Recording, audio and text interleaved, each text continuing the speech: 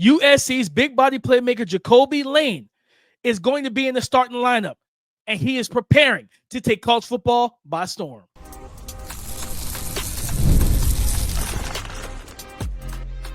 You are Locked On NFL Draft, your daily podcast covering the NFL Draft. Part of the Locked On Podcast Network, your team every day. Welcome back to the Locked On NFL Draft Podcast, your daily podcast covering your favorite draft prospects, part of the Locked On Podcast Network, your team every day. I'm your boy, Damian Parson. I'm an NFL draft analyst with Bleacher Report. That's my guy, Keith Sanchez. He is a director of scouting with the Draft Network and 2019 national champion with those LSU Tigers. And as always, thank you for making Locked On NFL Draft your first listen today and every day. Shout for being our everydayers. Jacobe Lane. Guys, we're opening the scouting notebook again. We're going to those wide receivers again. Jacobe Lane, big body wide receiver out of USC. Is he a budding star in the making? Concepion, transferring from North Carolina State to Texas A&M. We're going to talk about his versatility and the elite athlete that is Nyck Harbor. What did he do on film? Where can he improve? We'll talk about that, but let's go to SoCal. Keith, well, y'all know that's one of your favorite places. Miami, California. I know you like those areas. Nice sun weather, nice warm. You know what I'm saying? Keith, Jacobe Lane, man. Oh, man. I'm excited for 2025 for him. Yep. I'm real excited. He has me so intrigued because shout out to on Twitter, his name is Darkside Dev. He was talking. Somebody tweeted out about the wide receiver class. I'm like, I disagree that it's a bad class. I'm like, I don't know how you guys are coming to this mindset, but nonetheless, I disagree with it. He's a man. Have you checked out Jacobe Lane? And I was like, that's my plan. So he threw out a comp. He said AJ Green. I said, oh, okay. My interest is definitely peaked. Meanwhile, our boy Jordan Reed from ESPN, texting him a couple of days ago, he brought up Jacobe Lane to me. And he said, hey, my comp is George Pickens. I see a lot of George Pickens in this game. I do think that we could get somewhere in between. I think I was going to say that. I'm trying to I have to give me some time to come with a comp, because I thought of both of those guys. And this is the thing. I think AJ Green might be foot faster, just a faster wide receiver in a straight line than what Jacobe is.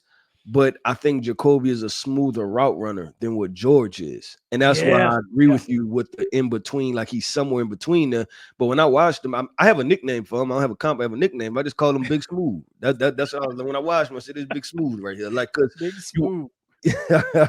you watch him run routes, DP, and it's smooth. Like, you see the transitions, him being able to sink his hips, even his releases right there. Even in press situations, he has smooth releases, right? Like they're silky smooth, like an easy hand swipe to get hands off of him and get vertical up the field. Last year you watched quarterback Miller Moss, right? So many times it was just hole shots for him, and he understands getting behind the corner and then slowing down before you get to the safety, right? And they were able to make those completions. But also, I think the biggest thing, and this is probably why Jordan went with the George Pickens comp, is the contested catches. And contested catches, I go with the catches in traffic, the concentration, because it was so many times he was about to get hit, about to get blown up by a safety, and he still came down with the football. His body control is unreal. Like, he had one catch. I can't remember which game I was watching. But before I get to it, guys, for a statistical standpoint, 43 catches, 525 yards, 12 receiving touchdowns. So, again, he wasn't even a full-time starter last year. And he walked out of there with 12 touchdowns. Like, that's crazy work when you really, think about how good you have to be in the red zone, especially for you to be able to knock, to get that. He's 6'4", almost 200 pounds, 195 pounds. And he had, his last two games, guys, Notre Dame and the bowl game against Texas A&M, he had 6 total touchdowns, receiving touchdowns. 10 catches, 6 went for touchdowns between those two games. And that's just crazy of what it is. But I can't remember which game I was watching, and they threw, it might have been a fade, and he went up and just snatched it with one hand. And I was like, yeah, okay. Like, this is the way he contorts his body in midair, the way he high points, still gets 2 feet in. It does look a lot like George Pickens. You know what I mean? But to your point, he's smoother and he can create more. He creates more separation than George Pickens ever did, even at Georgia coming out. And then also, it's the temperamental stuff. Like, this dude looks like he out there having fun. He's dancing. Yeah, he's like vibing. It's. I was trying to explain. I was trying to think of a good comparison, right? To compare how he goes about it versus how George goes about it, right? George it's a backyard brawl, right? And then you're talking about a Mustang, right? Like heavy motor, loud, right? Like you hear it coming up the street. Jacobe is that car, right? That has 200 on the dash, the Lamborghini way goes right by you, know it, right? Like you didn't hear it, right? Be like, wait, what just happened, right? Like all you feel is the wind that goes by you. Like I think that's the best comp I have for it because they do the same thing. They're effective, but isn't totally different. Like you get two different. Legit. The presence is different, right, from both guys. And the crazy thing about it, like I remember one thing everybody loves about George is his run blocking. Like Georgia, you'll see him two-hand shove a guy to the ground. He's physical. And I'm watching Jacobe, he's doing similar things. So it's like he's wired the right way. It's just you don't have to deal with the worry of getting flagged or penalties called, stuff like that. Like he's just going about his business. And I think now with the quarterback they have now is Mayava, who took over for Miller Moss. I think he's supposed to be the starter, the full-time starter this year. More toolsy kid, athletic, big arm, stuff like that. I think him and Jacobe Lane are going to connect quite a bit. And like I said, Deuce Robinson, 6'6", he's at Florida State. Zachariah Branch, the 5'10", 5'9", jitterbugs, the electric guy. Where's he at? He's now in Georgia. So it's that receiver room, in my opinion, below. And then Kyron Hudson. I think I called him Kobe one episode. Kyron Hudson transferred from USC to Penn State. So they've lost 3 receivers to the transfer portal, opening up the door for Mekhi Lemon to be that slot receiver, take over that Zachariah Branch role, and now for Jacobe Lane to take that X receiver. That I think this is a guy, Keith, we look up and we get to the end of the season, and we're like, this dude has over 1,000 yards, 12 to 15 touchdowns. He had 12 touchdowns. He wasn't even the primary target. Yep. You know what I mean? Like that, he wasn't even the primary target. No, like, I mean, just look at the names we just listed off. USC wide receiver core was loaded last year. Loaded. Like, you know what I mean? So now he's the primary target. He's the guy. And they had our guy, Woody Marks, who also last year, catches the football a lot coming out of the backfield. So when you all that boils down to is more target share, more open opportunities for Jacobe Lane. And I think he can be like, we talked about it earlier. At first, it was like, man, like, this class is going to be, we're going to see. Because last year, it was Tet and Jaden Higgins were like the 2 big body guys, truthfully. Yeah, yep. Man, like we've kind of gone through these wide receivers, like it's multiple big body guys. We got another one coming up at the end of the show, Nyck Harbor, another big body guy. Like it's a lot of big 6'3", 6'4", 6'5" wide receivers that are ball winners, that are strong and physical at the catch point.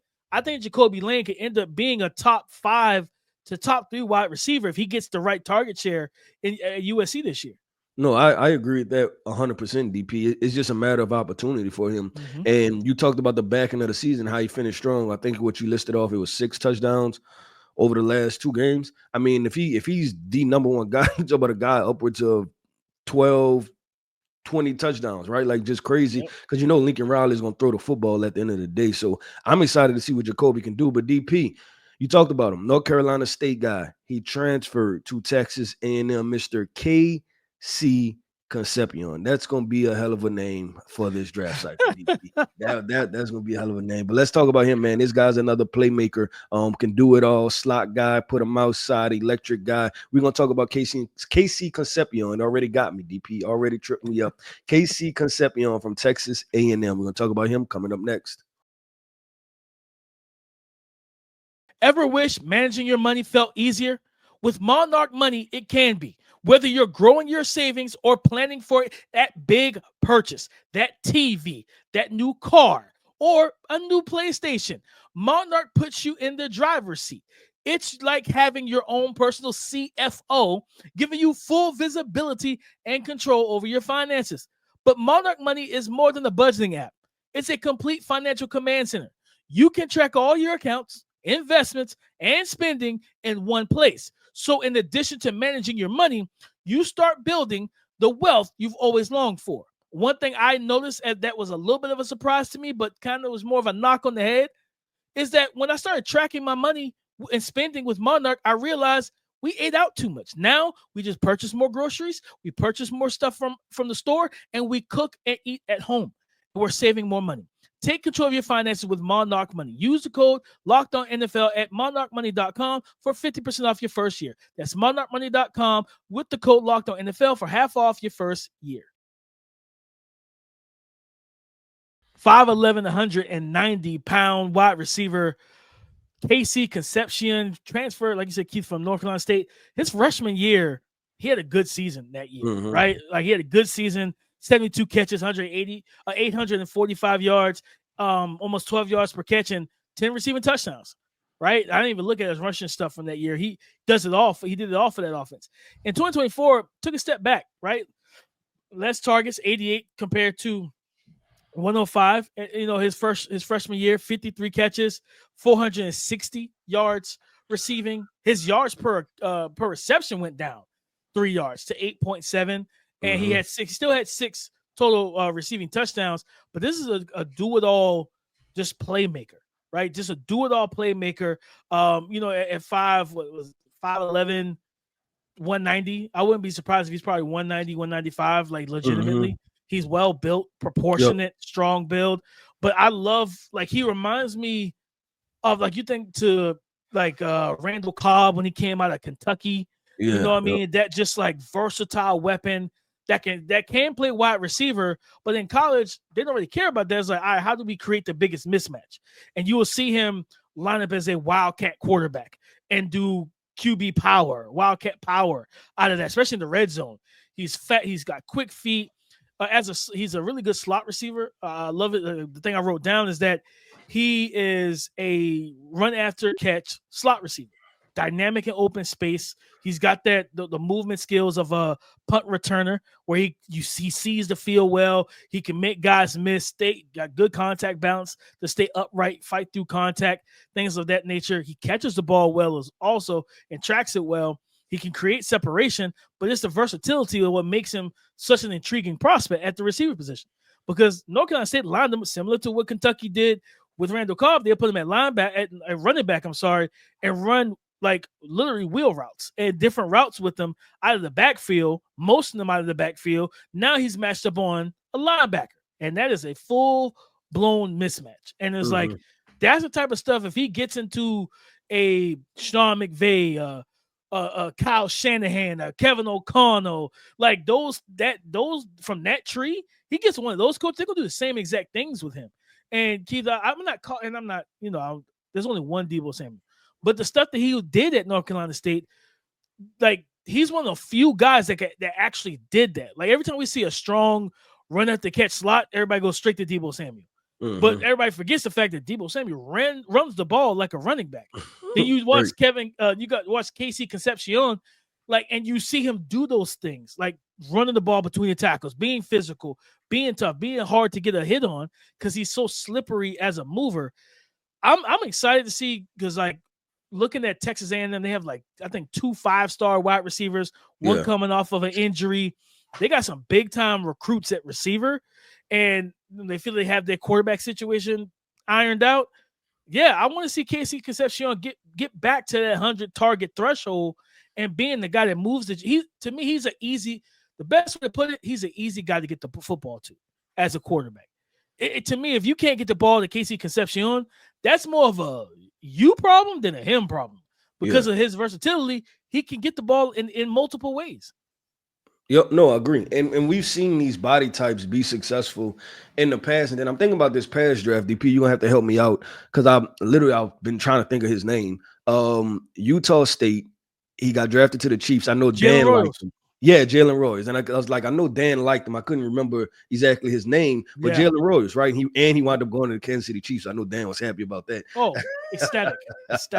But that body type too, right? And we seen like the run after the catch things, and you can expect him, Jalen Royals, to do that stuff with the Kansas City Chiefs, right? And so I look at it with KC Concepion, he has the thick lowers to where DP, I don't know if you agree, is that him listed at 5'11". I thought initially, because I watched his film before I checked out his height and weight, I thought he was a 5'9" guy because he has such thick lowers, right? Like he has such a compact and dense frame. But you see the run after catch ability with him, like you see him break tackles, and he's a guy that's kind of physical too, run after the catch guy. So I agree with you, utilizing him.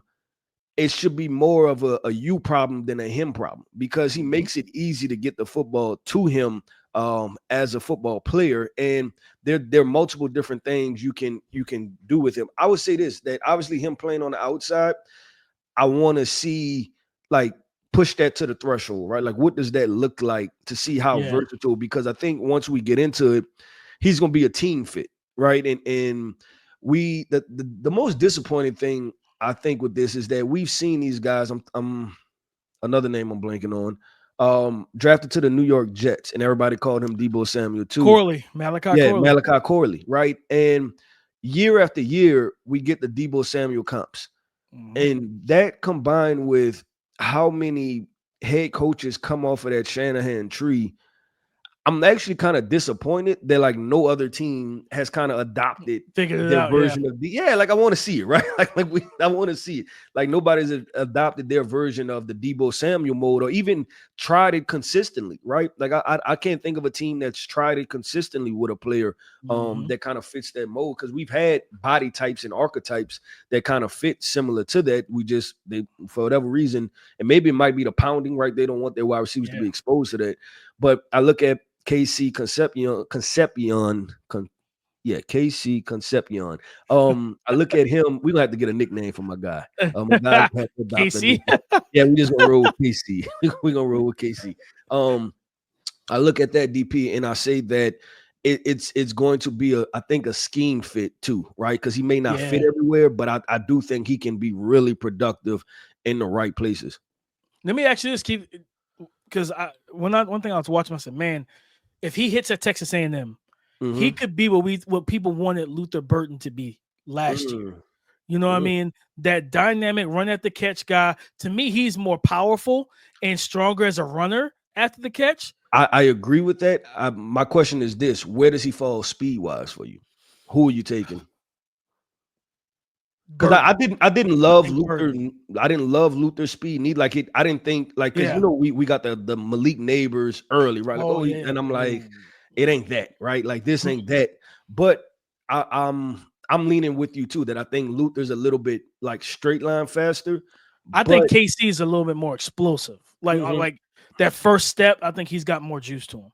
Yeah, and I think too, and I don't know if you agree with this, that usage wise they were used the same.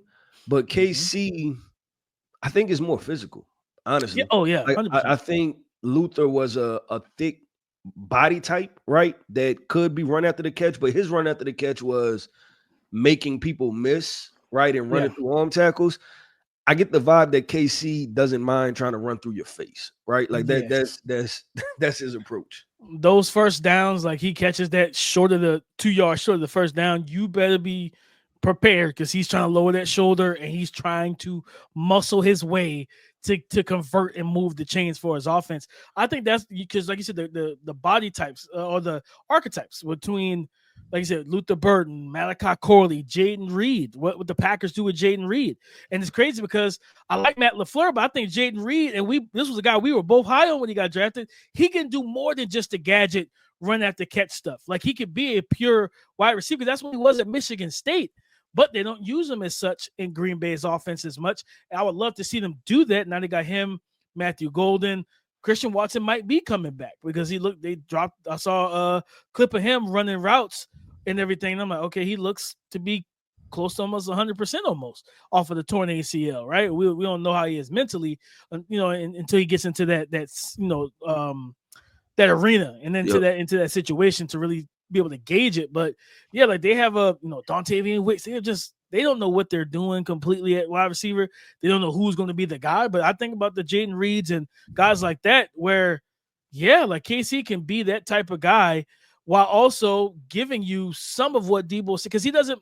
Again, to your point, most, and not even just the coaching staff. Like I don't know if most receivers, even though they're built like that, want to do what Debo did, right? Mm-hmm. Like, cause like, man, they probably sit there and watch their running backs get up slow after a few hits. I'm like, man, sucks to be you. And then the coach was like, hey, I want you to take this. I want you to get in the backfield, take this handoff, brother. That's not my job. You know what I mean? I'm here to catch passes, coach. I'm sorry, I can't do that. But I think KC would be like, all right, coach, whatever you need. You know what I mean? And things like that. So, shout out to him. I'm looking forward to it. And hopefully they're able to get the ball to him at a consistent rate. Because again, I think he could be the guy that safety blanket for the quarterback. Is it Marcel Reed? I think is a quarterback at it is. Texas A&M. Marcel Reed. So him taking that next step as a passer, I think KC is the right receiver for him. Because you're gonna have the guys on the outside who could take the top off, be big time threats, but to move the chains, get him into a rhythm as a quarterback, KC is the guy I would like to have them get the ball to, kind of run the offense through early on. Yep, I agree with that. And I'm gonna throw one other name out there, DP, because I can see him fit in this mode. Hines Ward. And I don't mean to compare him to a Hall of Famer, but Hines Ward was not a vertical winner. He just did the little things, and he was tough, right? Like, he was tough. Like if you're talking about a wide receiver that could play defense, I believe he could have played defense, right? Like, just line him up. Safety. Yeah, safety swap out him and Ryan Clark on that defense, right? Like, he can play safety for you. But DP, let's keep this thing going and flowing, man. We're going to your neck of the woods. We have Mr. Nyck Harbor, Mr. 6'5", 230. What he ran a 10-2, 10-1 elite track speed, right? Elite track speed guy at 6'5" with all the measurables. If you played NCAA, you probably used him to score a touchdown at some point, right? Let's talk about Nyck Harbor, South Carolina wide receiver, coming up next.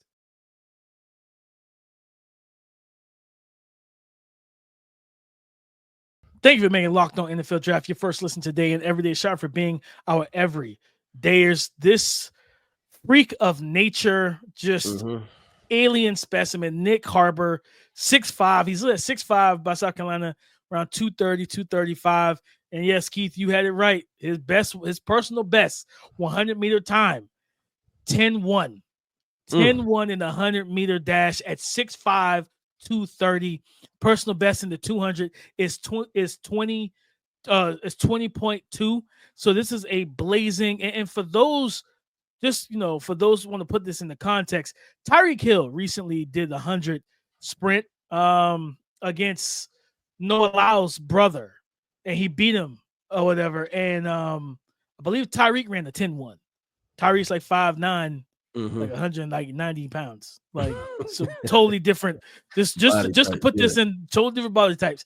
And one thing that we talked about, right after the draft, we were going through like some of the mock draft stuff. His start to the season was slow. It was slow. It was rough. He wasn't really targeted. He didn't start really until week 10. He went 0 for 4 in that game against Texas A&M. Week 11 to the bowl game is when they really started to get him going. And that's why I think people are starting to really buy in on what he could be in this offense.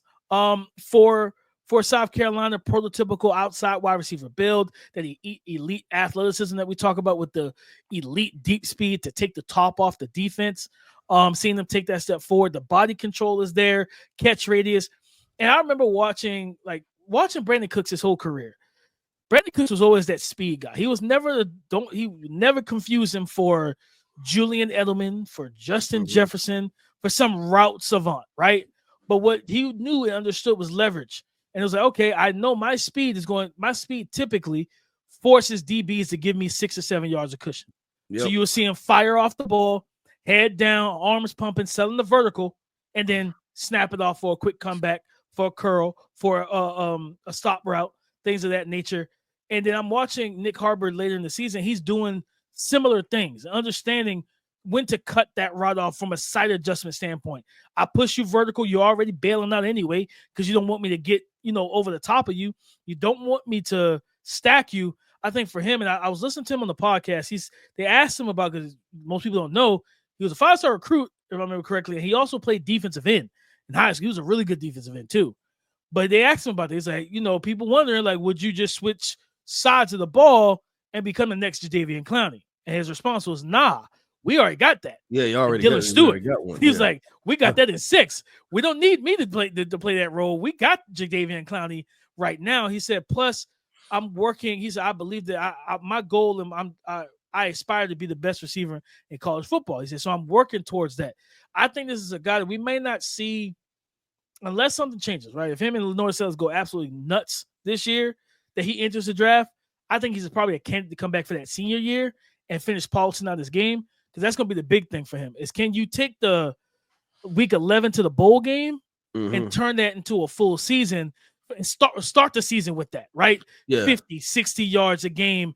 Then midseason, you hit your stride. You're 80, 100 yards, 110. And it's like, okay, I think they got a new OC camp coming in. And everything I've heard is that they're hoping, they're excited because the new OC is planning on using him more vertically compared to the OC last year. So I'm going to be interested for it. But listen, elite tools, physical ability, we got to get them polished, though.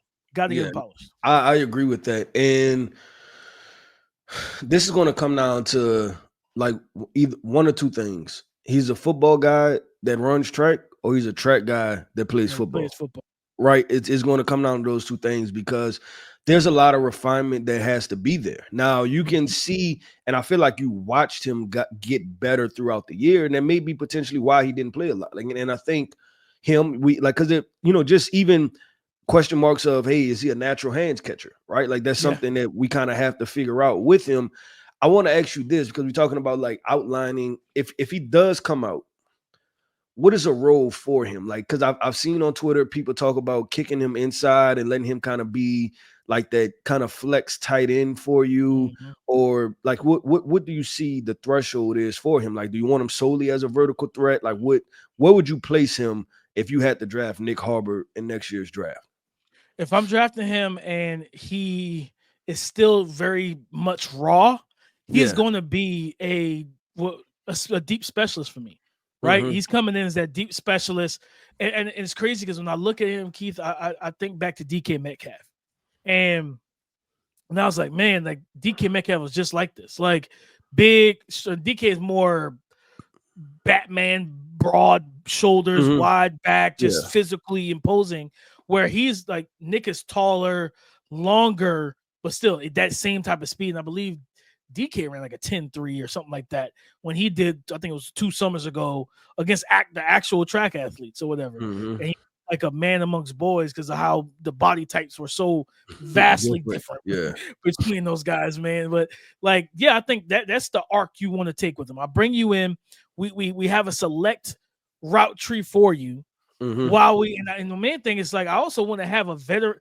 We always talk about this with quarterbacks, but like having a veteran route running wide receiver in your locker room is great, because you know that those guys work out together in the offseason. So I want him to, how Carolina has Adam Thielen to work with Xavier Legette and Ted McMillan and Jalen Coker, and Jimmy Horn Jr. and those guys. You got a guy that could teach you, hey, reading leverage, post snap of defenders and different things. Like, I've been doing it for so long. You want to have a guy like that in the room that can then teach him how to go about it. Yeah, like we're similar body types. And I agree with you, DP. I've always been of that ilk. Like, it don't matter what position it is for me. I always want a veteran in the room and then bring in a young guy and then start to pass that baton that way, right? Like, have a veteran who could get the job done, and then he teaches the young guy how to do it. And then like that's how you properly move on. You don't probably move on cutting the veteran and then bringing in a young guy, and then he has nobody to teach him stuff, and just like, oh yeah, fill this hole because we just let go. Let's say, for instance, Trey Hendrickson, right, and Shamar Stewart, right? Like you want both of them there. You don't want to just get rid of Trey Hendrickson and then brace Shamar Stewart in, and he don't have anybody to learn from. So I agree with you. But with Nyck Harbor, real quick to wrap this up, I'm thinking in the same light. Right, I would want him to go to a specific situation, and I think it's an onion, and you just kind of got to peel it back layer by layers. And you want a wide receiver coach that's going to be very confident in developing him, but also keeping his. You want to keep his mental together, right? Because it's going to be a learning process, and you don't want him to go in the tank. Because we've seen fast guys never get the job done, right? Like we've seen John Ross, we've seen Darius Hayward. Yeah, like we've seen quite a few guys that can run fast in a straight line that haven't got the job done. Now, hopefully we're moving on from that, in the draft process, and more of these guys are, kind of panning out and being good football players. But yeah, I would definitely want a veteran in the room, a wide receiver coach that's going to, confidence was the word. I want somebody that's going to be able to maintain and upkeep his confidence overall, because there's a lot to have with this package. But we've seen this story before, and I think about a guy like Dorial Green Beckham.